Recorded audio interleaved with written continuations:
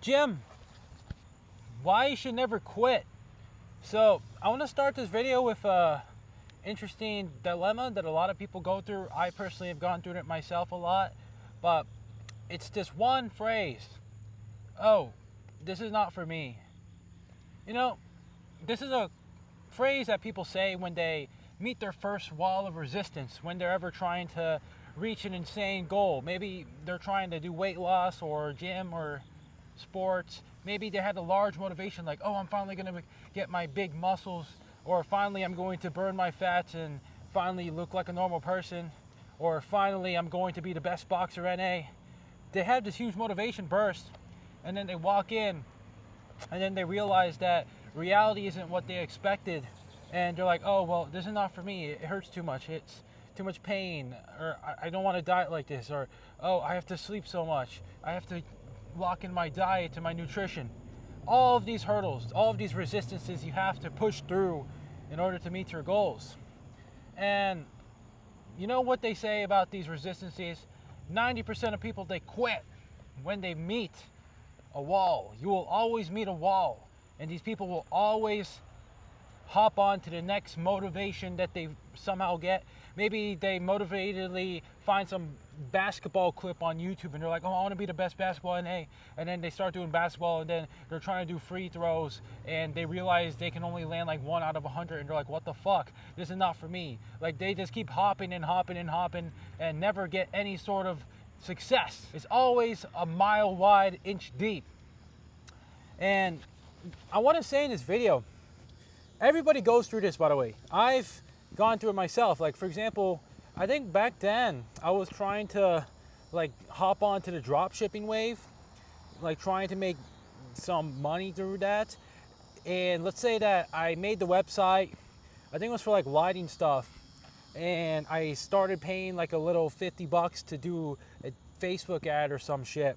And I realized, like, I was on this whole fucking grind, like, oh, I'm gonna be the best dropshipper NA. I was telling all my friends, all my family, I'm gonna be the best fucking one. And I did it, right? I spent like $100 or some shit, made the website, got the product, sampled it out, made some ads, went at it for like a week. I didn't make any fucking sales, and I was like, damn, well, this is just not for me. And that was one of my first resistances. I was like, damn, like back then, now that I realize I could have, imagine that I just kept going on with it and I never quit. Well, like, thing is that these business models, right? Because dropshipping, there's a lot of people out there doing it. Like, I'm not like an expert at it, but a lot of people do it. People say, oh, it's overhyped or whatever the fuck. You know, these business models wouldn't exist if they weren't making money. So as long as you try hard at it, you can make money with them, right? But I quit because I didn't get any success on the first sign. I thought I would be successful. I watched some YouTube video on some guy making his drop shipping site in like 2 hours, and he was making like $50, and I was like, damn, that's how much I make over a fucking day, because I was working fast food. And I was like, okay, well, I want to do this shit. And I failed. I hopped. I started hopping from random shit to next. I think I was like contacting fast food people, maybe doing social media management for them and whatever the fuck. I was hopping onto the next trend. I was hopping onto coding. I was hopping onto YouTubing. And honestly, like, I finally realized that what I really like is YouTubing, because, you know, it's a kind of a valid answer. This is not for me. And it is somewhat true. This hopping, it's not exactly, I don't think there's a lot of people that are going to stick to the first thing that they try, because you have to really hop around a little bit to find what you really want. But what I will say is the danger is to always say this is not for me for everything you touch. And usually that's things that you really gonna find a resonance with are activities that have a large Lindy effect in your life. Because let's say for YouTubing, I love making YouTubing videos. I've made them since I was like 6, 7 years old, editing videos, music videos on the fucking movie maker on Windows. Like, I fucking love editing. I love making videos. And now today I'm like yapping and shit. I've uploaded like, how many videos at this point? Like 1,000 short ones, and then maybe 500 or 400, I don't know, 300, 500 long form ones. I don't know, I like an OSU YouTube channel. I love just talking about OSU.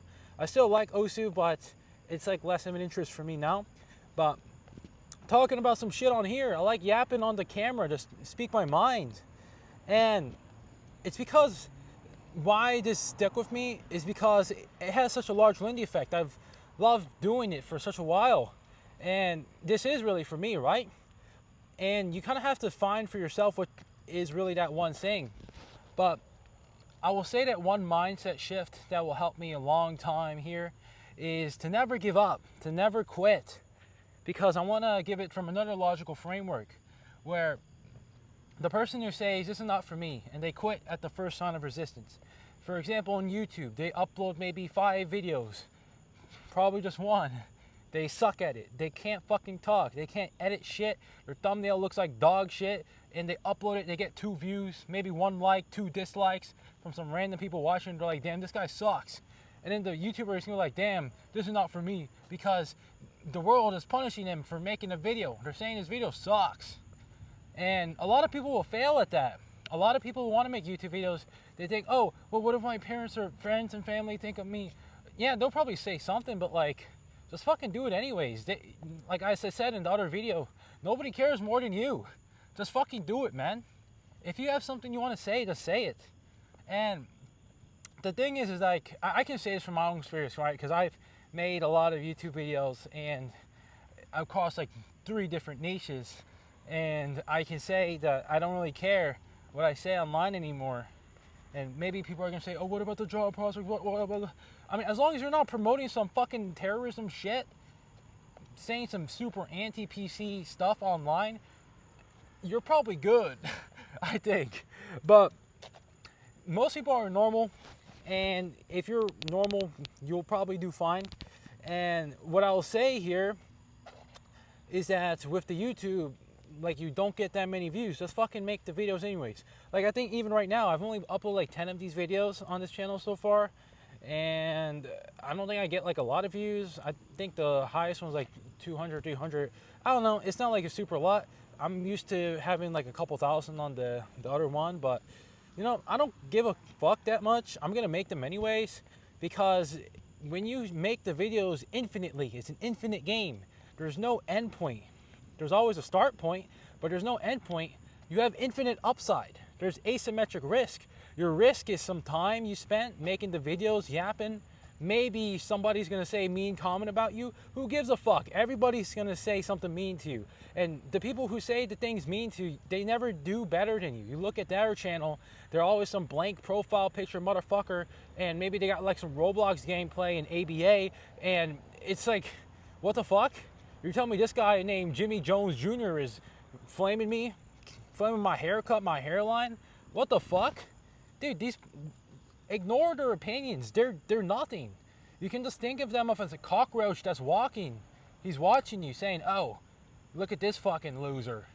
And then he just skitters away. Like, just ignore them. And you have no risk, basically. Your upside is asymmetric. Maybe you'll get like a viral video or something, and people are gonna love your commentary, your personality, and they'll be like, oh, I love this guy so much. And then they're gonna subscribe to you forever, be your #1 fan. And this is what I'll say about these whole videos. Just fucking make them. You have asymmetric upside. What happens when you quit? What happens when you quit when somebody said your nose looks like Squidward's? Well, what is the risk? Well, there's no risk if you quit, but there's no reward. You don't, as soon as you quit, the algorithm's gonna start not favoring your videos, and you don't have any more probabilistic chances to perhaps get a video that attracts your people to you. So there's no upside at all. There is no downside, but there's no upside. It's just risk-free. So which one will you take? The no upside path or the infinite upside path? I will take the infinite upside path every fucking time, and your risk is negligible. There is no risk. Who fucking cares if somebody says your hairline looks like a Squidward or a McDonald's logo? Who fucking cares, dude? Just say what you gotta say. There's gonna be people that are gonna love what you say. Personally, I like this.